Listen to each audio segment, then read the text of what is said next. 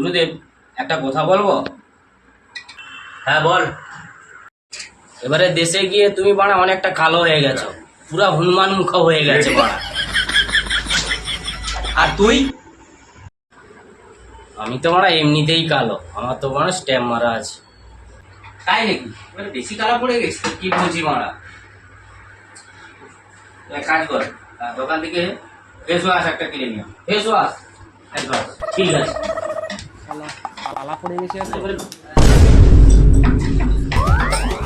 नया लुक वाला हीरो नशे वाला এসু গুরুদেব, আমি মেডিকেলে গেলাম, তো সেখানে তারা সব সিদ্ধান্ত নিল তোমার একটা ফেস ওয়াশ নয়, তারা একটা সাবান দিল। তাই নাকি রে? দেখি সাবানটা তাহলে। এই যে এই সাবানটা দিয়েছে।